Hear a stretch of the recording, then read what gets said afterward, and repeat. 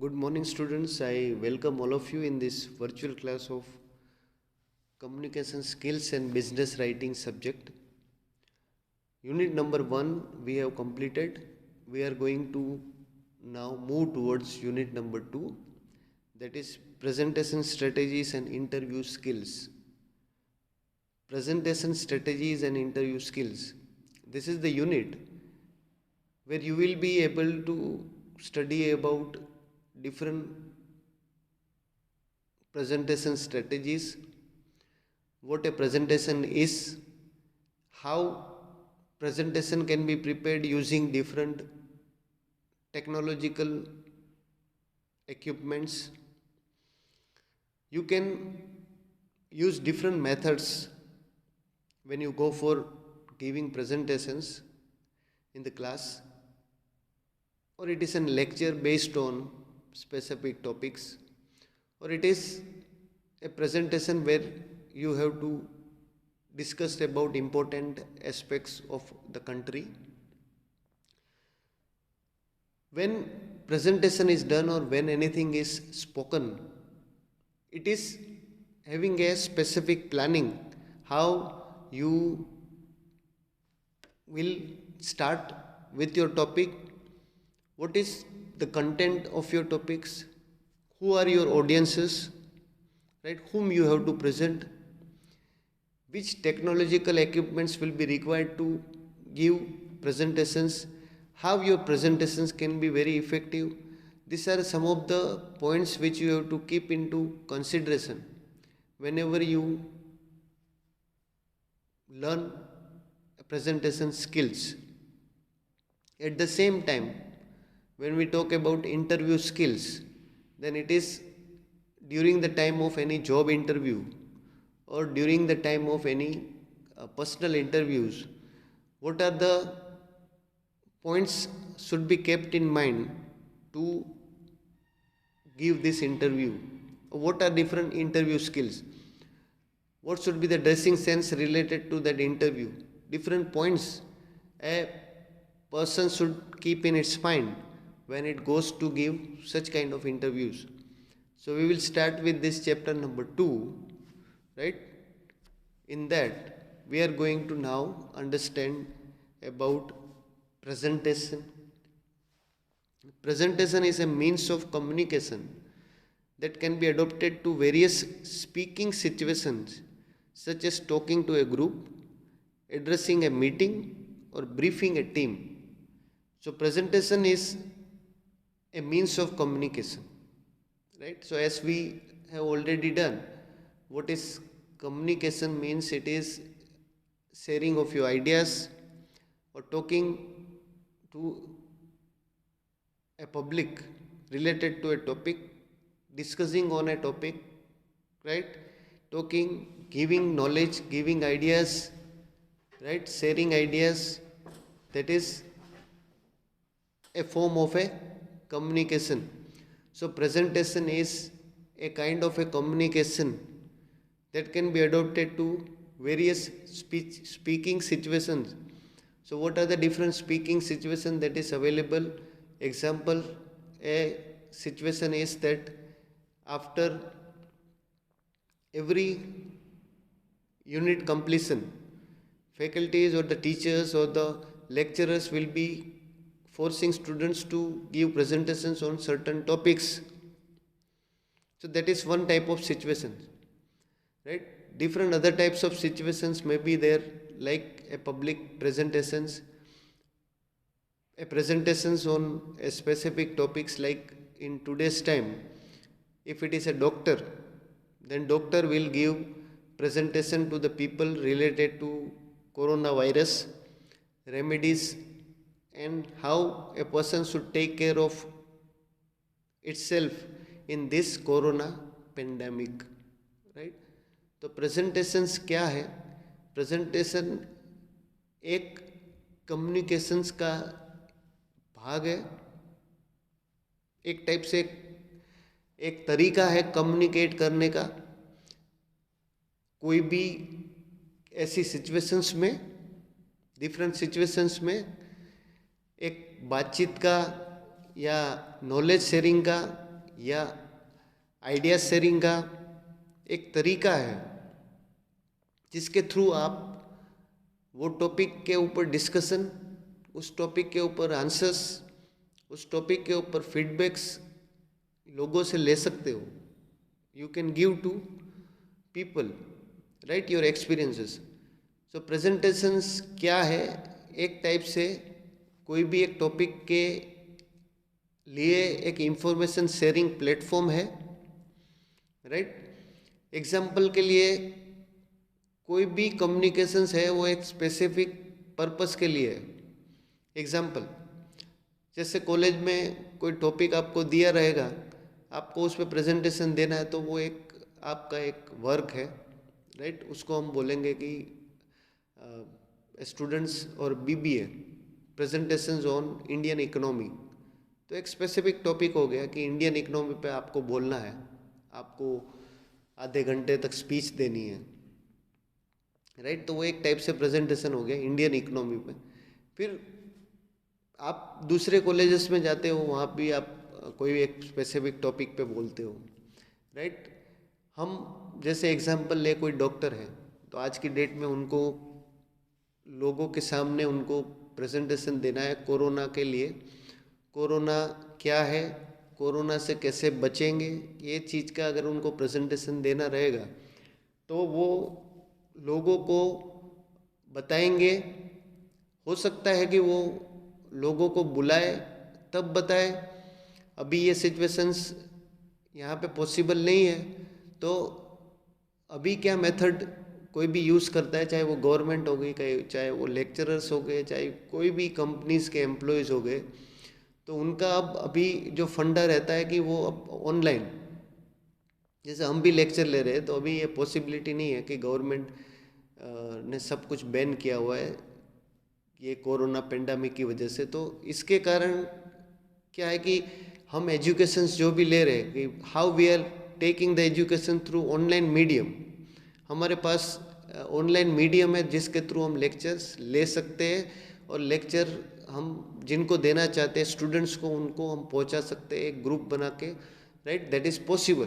तो वो भी एक टाइप से एक प्रेजेंटेशन है एक स्पेसिफिक सिचुएशंस के लिए, right.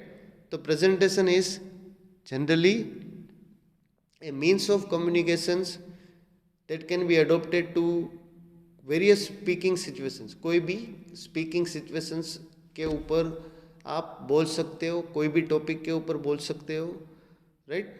Such as talking to a group, एक ग्रुप के लोगों को बोल सकते हो, आप 10-15 लोगों को बोल सकते हो, आप एक साथ 20 लोगों को बोल सकते हो, या आप एक लार्ज ऑडियंस को आप बोल सकते हो.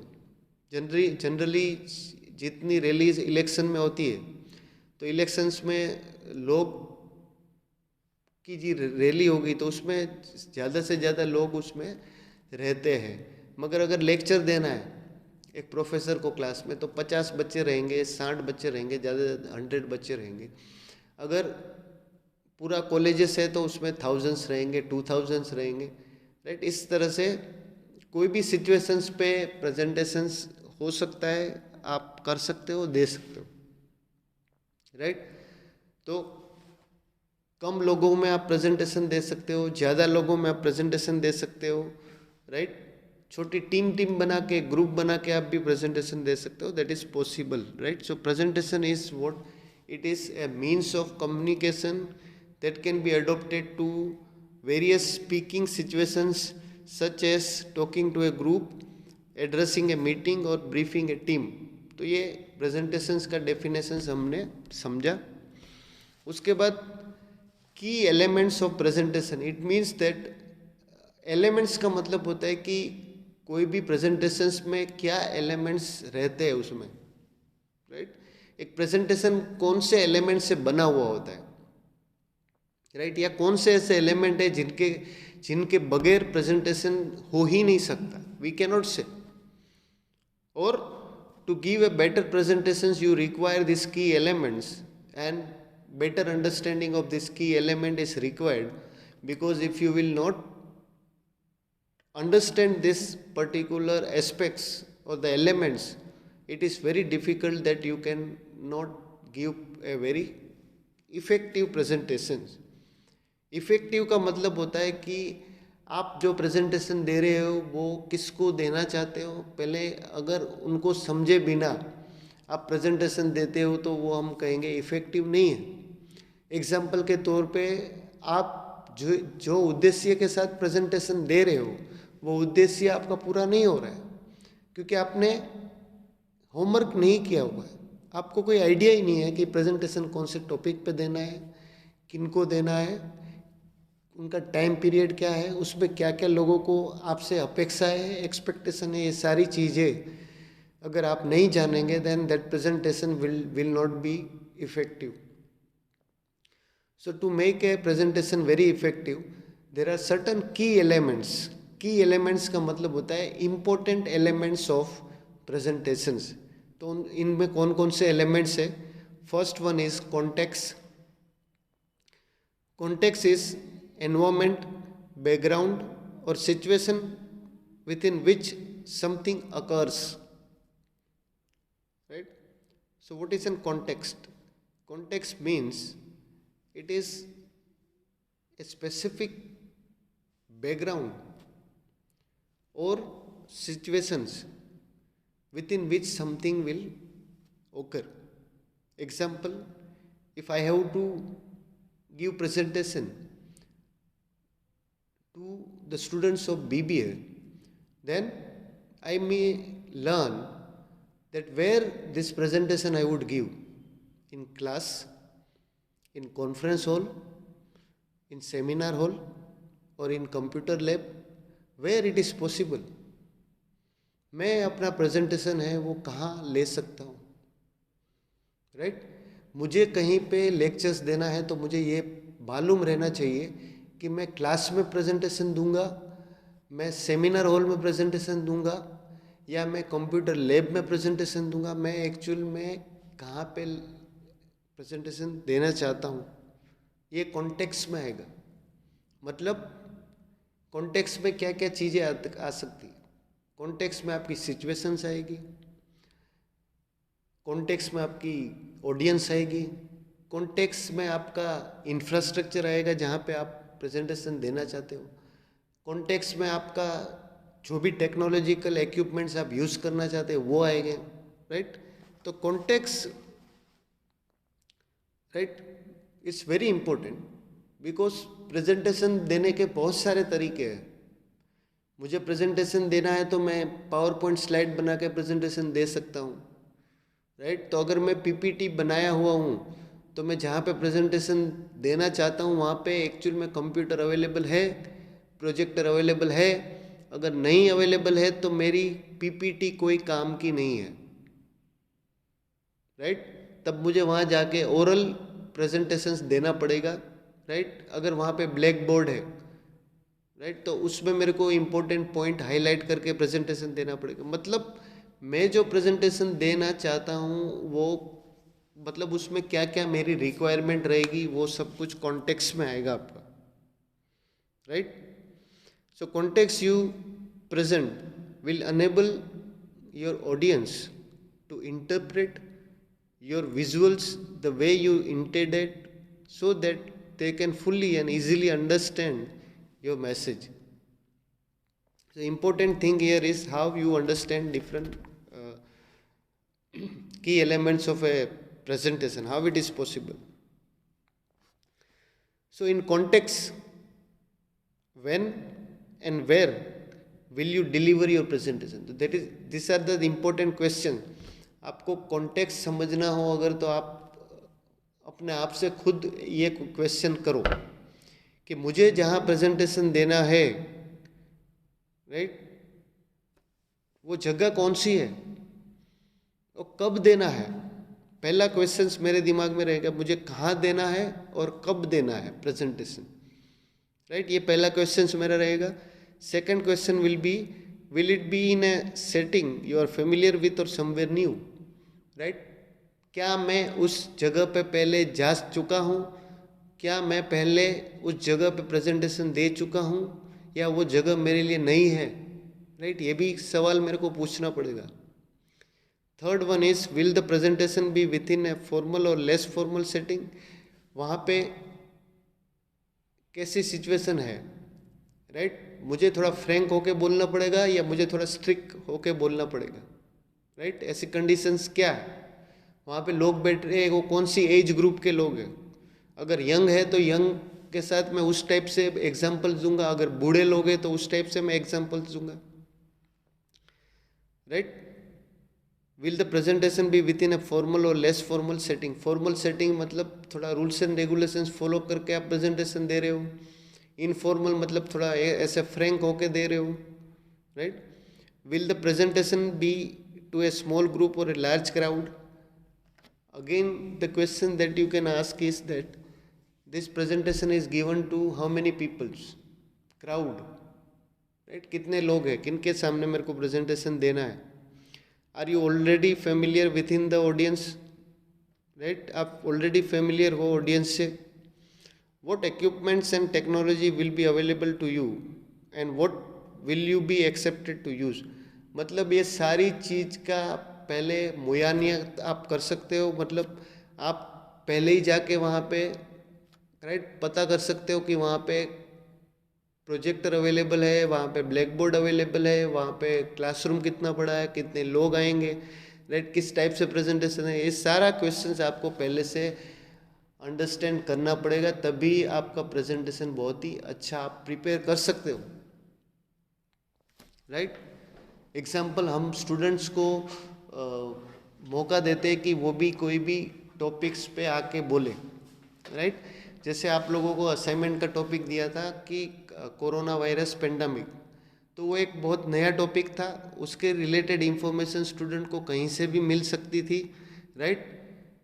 और आपको बोला कि असाइनमेंट आप सबमिट कर दोगे। अगर वही असाइनमेंट आपको बोला जाए कि आपको पूरे क्लास के सामने उसको बोलना है, आपने जो लिखा है, राइट, उसके ऊपर आपको प्रेजेंटेशन देना है, तो आप प्रेजेंटेशन देने से पहले, अगर आपका प्रेजेंटेशन अच्छा हो, ऐसा आप मानते हो, तो आप उससे पहले आपको पहले होमवर्क करना पड़ेगा कि मुझे किस टाइप से देना है, कैसे समझे, मैं पीपीटी में दूंगी, राइट, या मैं ओरली प्रेजेंटेशन, किस टाइप से मुझे प्रेजेंटेशन देना है।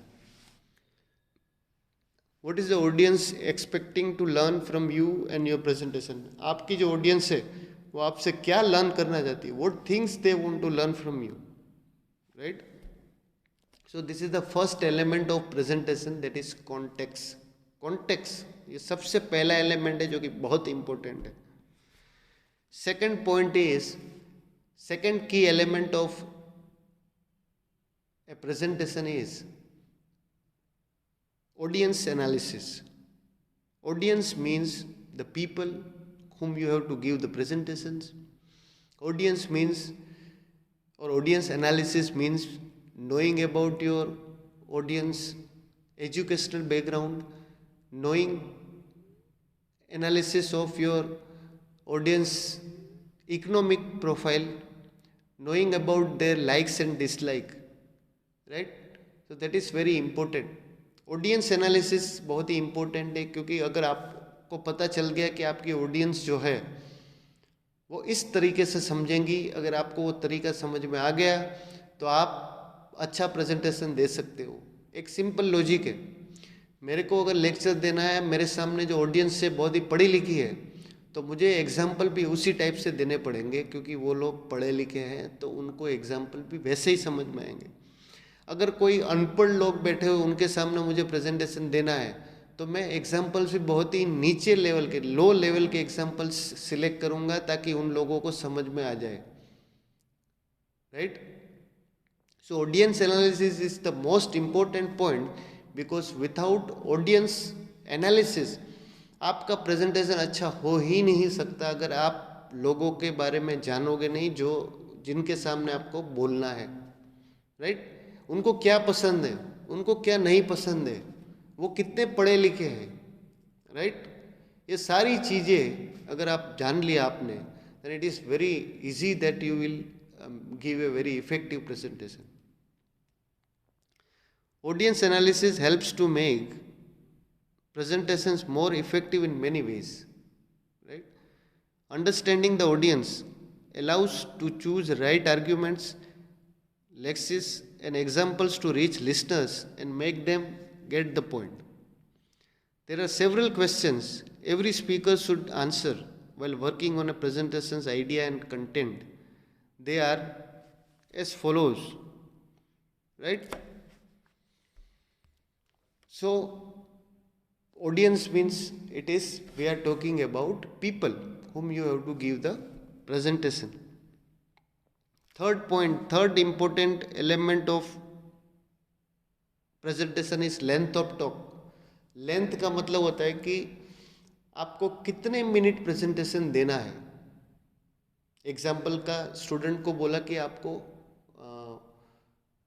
प्रेजेंटेशन देना है, 5 मिनट के लिए आपको बोलना है, तो वो एक टाइम हो गया.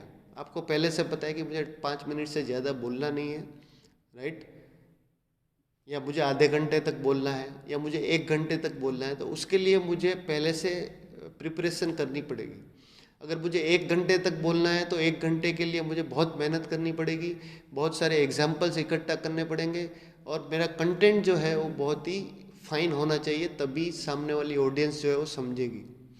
तो लेंथ ऑफ टॉक इम्पोर्टेंट क्यों है? क्योंकि आपको जो टाइम दिया रहता है वही टाइम पे अगर आप प्रेजेंटेशन कंप्लीट करते हो तो आपका प्रेजेंटेशन बहुत इफेक्टिव रहता है और ऑडियंस भी उसको बेहतर तरीके से समझेंगी, राइट. तो एग्जाम्पल्स है, जनरली जो लॉन्ग प्रेजेंटेशन है उनके लिए प्रिपरेशन अलग होती है, जो शॉर्ट प्रेजेंटेशन है उनके लिए preparation is very different, right. So you can easily say, right, कि if you have to prepare for a less time, it is very easy. कम टाइम के लिए बोला जाए, बोलना है 2 मिनट के लिए बोलो, तो आप 2 मिनट के लिए इजीली बोल सकते हो. अगर आपको बोला जाए कि 1 घंटे तक बोलोगे तो आपके पसीने निकल जाएंगे, क्योंकि 1 घंटे तक बोलना, राइट, अगर है आपको, तो how you would be doing that? तो it is very difficult. You would not be able to do unless and until you are having a lot of preparations for that. तो प्रेजेंटेशन देने से पहले आपको पता भी होना चाहिए कि भाई कितने टाइम में प्रेजेंटेशन हमको कंप्लीट करना है, right. That's very important thing. So if you fail to prepare accordingly, right, then you run the risk of running out of things to say. So this is the third point. Length of talk means we are talking about the time. Fourth point is, right, the fourth key element of presentation is what, why, how, right. So these are the questions that should be asked before preparing for or before understanding a presentation.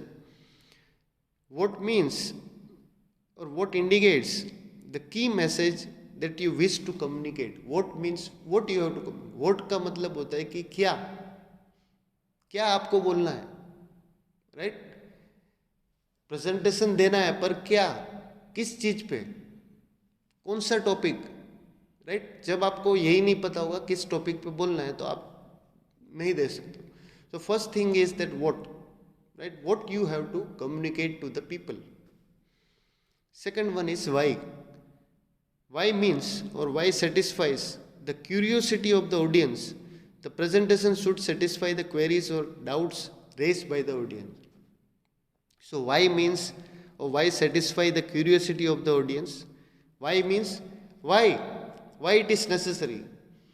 हम कहेंगे कि students आप बैठ जाओ, हम एक seminar लेने वाले हैं, तो सेमिनार का ऑब्जेक्टिव्स जनरली ये है, आपको उसके बाद ये सीखने को मिलेगा, राइट. तो कोई भी इंसान है, कोई भी किसी की बात सुनता है, कोई भी लेक्चर अटेंड करता है, तो उसके पीछे ये भी होना चाहिए कि उनको क्या मिल रहा है, what they are getting. If they are sitting for 1 hour, if they are sitting for certain time periods, what things they are getting, right. So we can say they are getting the most important thing, that is the knowledge, right. So knowledge is very important. This knowledge should be said to the people. So first one is what you have to communicate, then why, Why means audience will tell why you have to speak. Then you will tell, I will speak because you will get this thing, you will get lot of knowledge. So you have to satisfy their queries and questions. That is very simple. Last one is how. How suggests the way in which the audience can act upon the suggested ideas of the presentation. So how, it means it suggests the ways in which the audience can act upon the suggested idea of present. How means how that presentation will be given to the audience or the people, right? And the last elements of presentation is selection of presentation method. So presentation can be given in different ways, different methods are available through which you can give the presentation. So what are the different methods that is available for the presentation is, first one is facilitates available to you or facilities available to you by way of visual aid, sound system and lights. अब आपको सब पता चल गया कि आपकी audience का background क्या है, एजुकेशनल बैकग्राउंड्स क्या है, राइट? सबसे पहले तो प्रेजेंटेशन देने से पहले हमने पहला की एलिमेंट्स जो हमने किया वो था कॉन्टेक्स्ट. कॉन्टेक्स्ट मतलब कहाँ पे प्रेजेंटेशन देना है, कौन सी जगह पे देना है, वहाँ पे क्या क्या चीज़ की रिक्वायरमेंट होगी, राइट. ये सारी चीज़ें मैंने पहले से एनालाइज कर ली, राइट. उसके बाद मैं ऑडियंस के बारे में जान रहा हूँ कि मेरी ऑडियंस जो है जिनके सामने मुझे प्रेजेंटेशन देना है उनका एक्चुअल में स्टेटस क्या है, राइट. कौन लोग हैं वो, उसके बारे में जानूँगा. उसके बाद मैं जानूँगा कि मुझे कितने टाइम तक बोलना है, राइट. उसके बाद फोर्थ वन था कि वो व्हाट, व्हाई एंड हाउ, मैं क्यों दे रहा हूँ प्रेजेंटेशन, किसके लिए दे रहा हूँ और कैसे कैसे दूंगा उसको. That question also I will ask. और लास्ट में जब मेरा माइंड जो है क्लियर हो जाएगा कि अब मुझे प्रेजेंटेशन देना है, तो लास्ट में मैं डिसाइड करूँगा कि मुझे कौन सा मेथड सिलेक्ट करना पड़ेगा. अब इसका मैं एक बहुत बेहतर एग्जांपल दूंगा. एग्जांपल, मैं generally BBA bachelor of business administration में लेक्चर्स देता हूँ, मैनेजमेंट सब्जेक्ट्स के ऊपर लेक्चर देता हूँ. बट मेरा कहना यही है, what I think is that, right, if I will go to give lectures to engineering students, what will be my subject? It will be not a management but it will be related to engineering. क्योंकि engineering के लड़कों के सामने मैं presentation देने जाता हूँ तो वहाँ पे मैं मैनेजमेंट की बातें करूँगा तो उनको समझ नहीं आएगा, राइट. तो जनरली ये बहुत इम्पोर्टेंट है कि कौन सा मेथड सिलेक्ट करोगे आप, वो डिपेंड करेगा कि, राइट, क्या क्या फैसिलिटीज़ आपको वहाँ मिलेगी. सपोज आप वहाँ कंप्यूटर्स वहाँ पहले मिला हुआ है, राइट, प्रोजेक्टर है ऑलरेडी वहाँ पे, वेल इक्विप्ड माइक सिस्टम है वहाँ पे, स्टीरियो सिस्टम है, सारी चीज़ें अवेलेबल है. तो ये बहुत ही ईजी रहेगा कोई भी एक पर्सन्स के लिए, क्योंकि उसको पहले से ही आइडिया हो जा रहा है कि मेरे को इन इन चीज़ों के साथ प्रेजेंटेशन देना है, right. So facilities, what are the facilities which will be given, what are the facilities. हो सकता है ऐसा कि हर जगह प्रेजेंटेशन देने के लिए फैसिलिटीज़ ना मिले. कई कई कॉलेजेस में हो सकता है कि आपको बोर्ड वर्क करना पड़े क्योंकि वहाँ पे प्रोजेक्टर नहीं है, वहाँ पे सीपीयू नहीं है, वहाँ पे कंप्यूटर नहीं, वहाँ स्टीरियो सिस्टम नहीं है, कोई फैसिलिटीज़ नहीं है आपको. मगर सपोज़ आपके पास सारी फैसिलिटीज़ अवेलेबल है, तब आप क्या कर सकते हो, तब आप एक इम्पोर्टेंट टास्क जो है आप कर सकते हो, that is you have to first know about what are the visual aids. Visual aids में एग्जांपल के तौर पे प्रोजेक्टर आएगा, स्टीरियो सिस्टम आएगा, माइक आएगा, कंप्यूटर आएगा, ये सब विजुअल एड्स में आएगा, मतलब जिसके थ्रू हम देख सकते हैं, राइट. सेकंड वन है ओकेशन. ओकेशंस का मतलब होता है कौन सा पर्पस है. एग्जाम्पल के तौर पे अगर 15 अगस्त है तो 15 अगस्त को हमको पता है कि कौन सा ओकेशन है, तो 15 अगस्त को अगर हमको प्रेजेंटेशन बोलना रहेगा तो हमारा मतलब हमारा ड्रेसिंग सेंस भी कुछ अलग रहेगा, हमारा जो ऑब्जेक्टिव होगा वो भी कुछ अलग होगा, और हमारे जो पॉइंट्स है जो हम प्रेजेंटेशन में सिलेक्ट करेंगे देंगे वो भी कुछ अलग ही होंगे, राइट। तो ओकेशंस का मतलब होता है कोई भी पर्टिकुलर किस सिचुएशंस पे आपको प्रेजेंटेशन देना है उसके मुताबिक भी आपको तैयार रहना पड़ेगा। यू हैव टू, जैसे मूवीज़ में होता है, हिंदी मूवीज़ में या इंग्लिश मूवीज़ में जो भी आप देखो कि एक सिचुएशंस के हिसाब से कोई भी हीरो है या हीरोइन है या एक्टर एक्ट्रेस है उनका ड्रेसिंग सेंस अलग होता है, right. Their roles are different, their functions are different, so depending upon different occasions we can say that presentation can be given. Third point is your experience in given presentation. आपको presentations में कितना experience है, आपके लिए topic नया है, then you have to read that particular things 2 times before you go and give presentations. 2 बार आपको presentations के लिए तैयार करना पड़ेगा क्योंकि आपको experience नहीं है, you are not experienced with that, right. आपको फेमिलियरिटी नहीं है टॉपिक्स के लिए, तो आपके लिए नया टॉपिक होने के लिए आप उस पर होमवर्क करेंगे और ज़्यादा मेहनत करेंगे and you would be able to give, right. So this were the 5 elements of presentations, right, the key elements of a presentations, right. In the next lecture we will do about what are 8 ways of giving effective presentation. Thank you.